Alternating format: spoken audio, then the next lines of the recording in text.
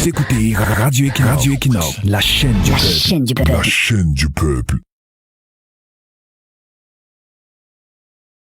Bonjour, nous insistons et nous persistons en l'état. Personne ne peut obtenir une quelconque victoire devant un candidat de l'ogre de 82 à une élection présidentielle. En l'état, aucun parti politique ne peut renverser le RDPC à une élection présidentielle. Aucun parti. La récusation de la nomination du chef d'antenne et l'ECAM Douala Troisième, formulée par l'honorable Jean-Michel Nietzsche, vient apporter de l'eau à notre moulin. Elle met en lumière l'infiltration, voire même l'accaparement des organes en charge de l'impartialité des élections par le RDPC.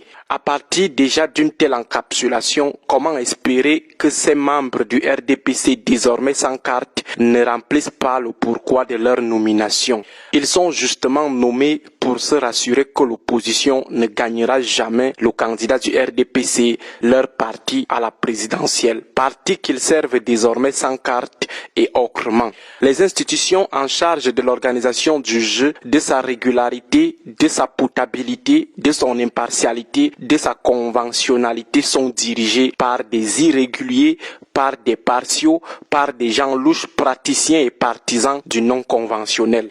Ils ont été nommés pour rendre le jeu irrégulier et ils doivent remplir ce contrat, sinon on les enlève. Sinon on les sèvre des avantages liés au sale job dont ils ont la mission d'effectuer. Alors, qu'est-ce qu'on peut attendre de ces militants du RDPC désormais sans carte, désormais appelés à servir les ambitions d'éternisation au pouvoir autrement? Il faut être naïf pour penser que ces militants appelés désormais à ne plus avoir une carte du parti sont prêts à se mettre à dos leur patron, ceux qui les ont nommés. Il est naïf de penser que ces gens peuvent cracher sur les privilèges que leur offre leur nomination comme agents falsificateurs des élections. Même logique avec l'arbitrage électoral. Les juges électoraux sont des fervents militants, fervents soutiens de l'ogre de 82, mais à qui on a demandé de remettre d'abord leur carte du parti tout en restant très fidèles, car ils sont désormais appelés à servir le parti à un autre niveau,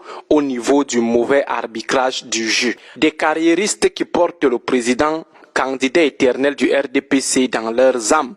C'est lui qui leur a sauvé la vie, leur créateur.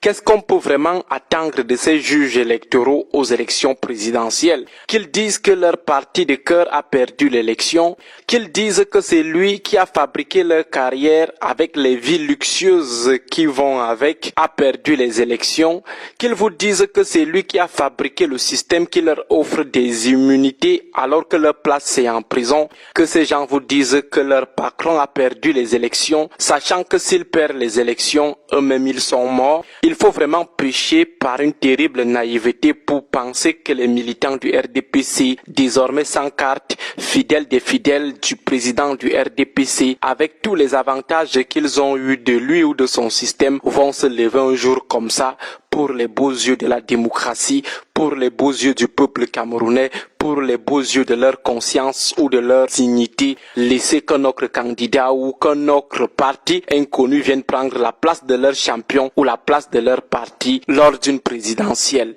Ils peuvent être tolérants pour ce qui est des élections subalternes aux élections présidentielles.